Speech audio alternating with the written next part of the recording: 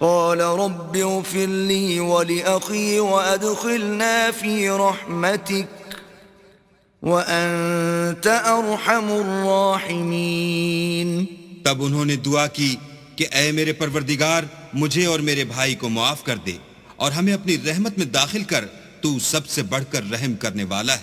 ان الذين اتخذوا العجل سينالهم غضب من ربهم وذلة في الحياة الدنيا وكذلك نجزي المفترين.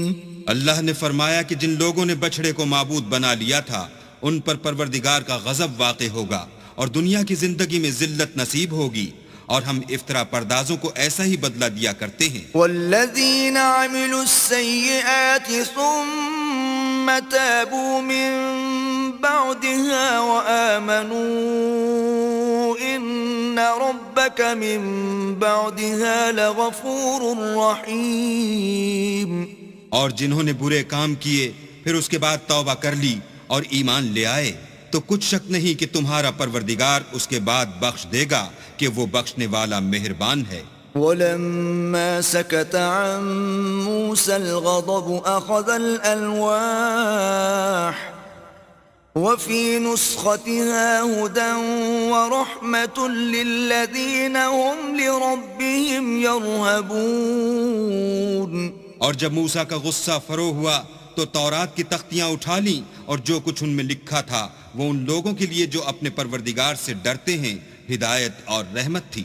واختار موسى قومه 70 رجلا لميقاتنا فلما أخذتهم الرجفة قال رب لو شئت أهلكتهم من قبل وإياي أتهلكنا بما فعل السفهاء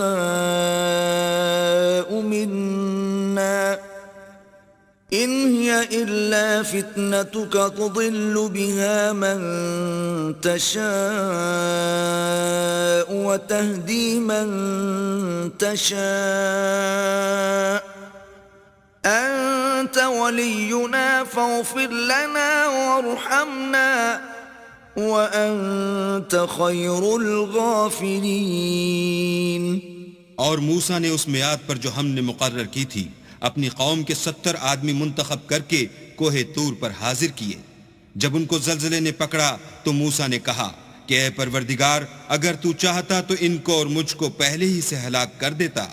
کیا تو اس فعل کی سزا میں جو ہم میں سے بے عقل لوگوں نے کیا ہے ہمیں ہلاک کر دے گا؟ یہ تو تیری آزمائش ہے، اس سے تو جس کو چاہے گمراہ کرے اور جسے چاہے ہدایت بخشے. تو ہی ہمارا کارساز ہے، تو ہمیں ہمارے گناہ بخش دے اور ہم پر رحم کر، اور تو سب سے بہتر بخشنے والا ہے.